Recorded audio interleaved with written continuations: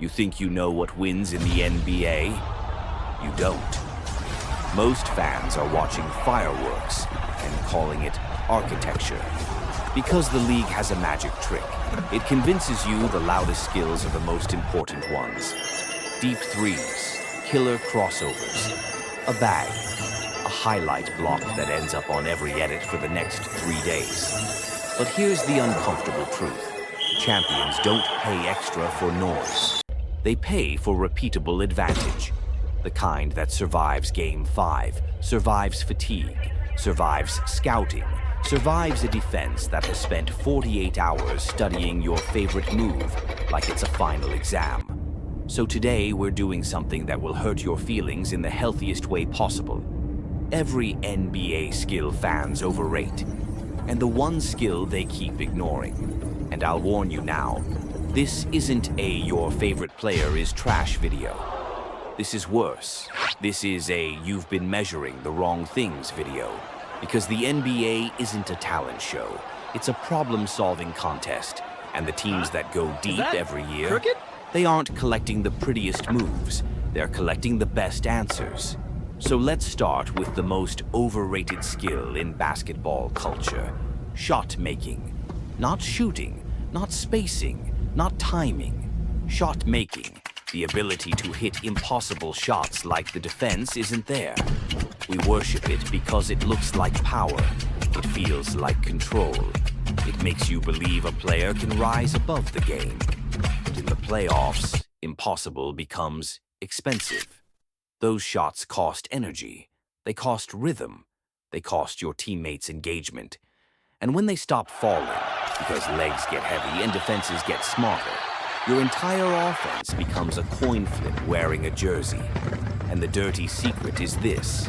Every contender wants you to live on tough shots, because tough shots are the only defense that never has to rotate.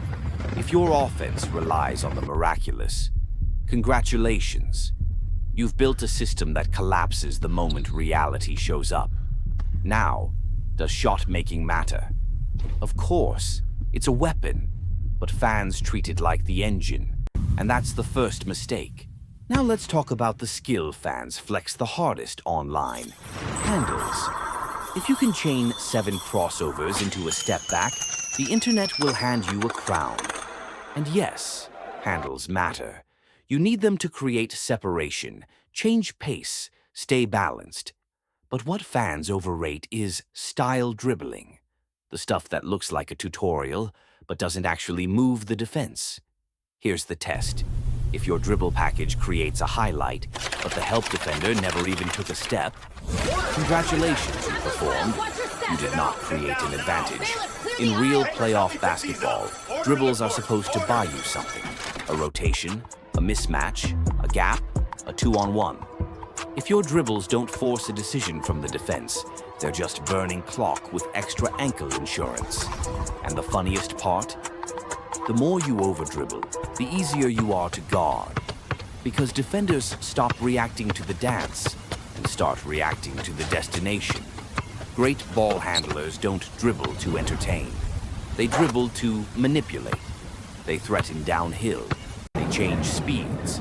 They keep their shoulders and hips telling lies, which leads to the next overrated obsession.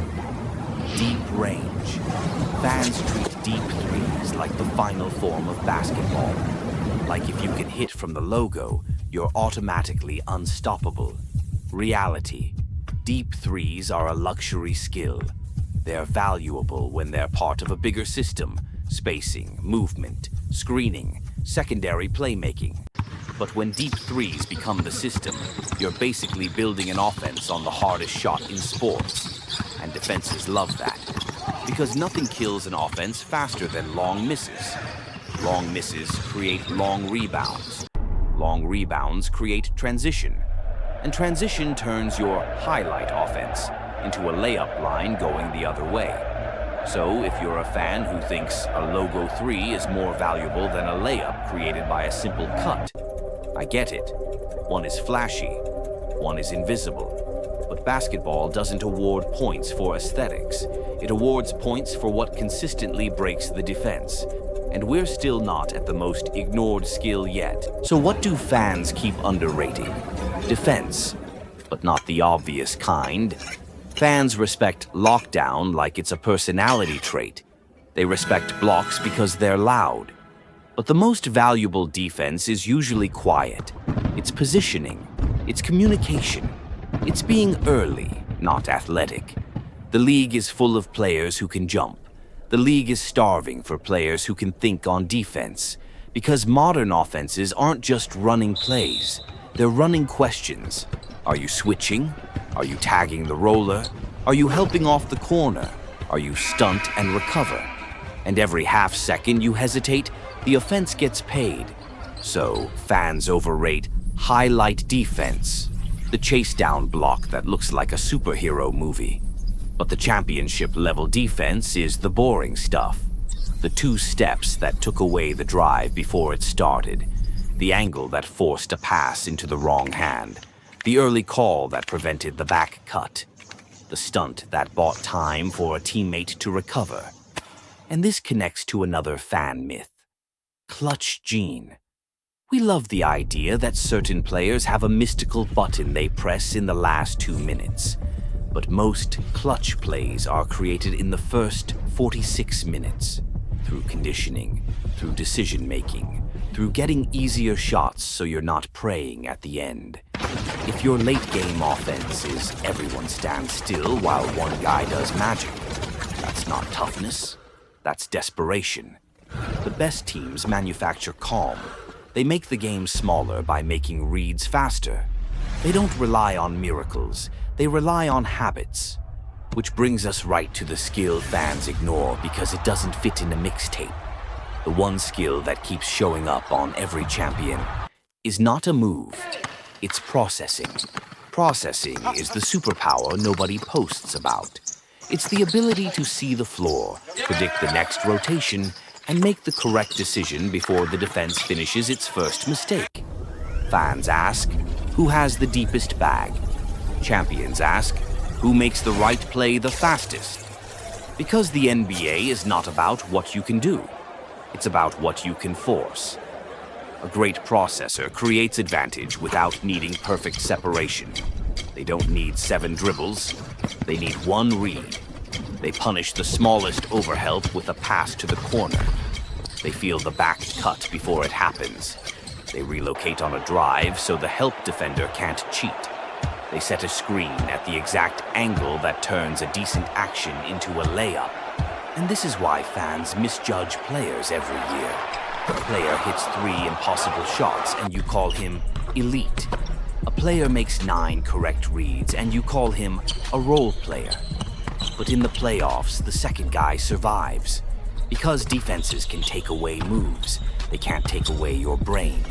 The ignored skill isn't passing. It's not IQ as a compliment. It's processing as a habit. 0.5-second decisions.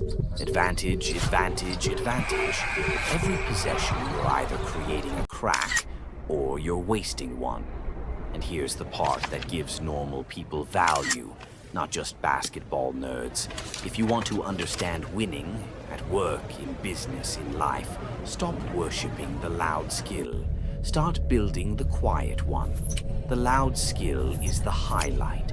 The quiet skill is the system that produces highlights on demand. So next time you watch a game, don't ask, was that move cold? Ask, what decision did he force? Don't ask, how tough was that shot? Ask, why did they need that shot? Because the best teams don't live in chaos. They manufacture predictability by mastering decisions. And in the next video, we're going even deeper. The most overrated player type in the NBA right now. And the one archetype every contender quietly hoards like it's contraband. If you think you know which is which, good. That means you're exactly the person who's about to be surprised. Subscribe.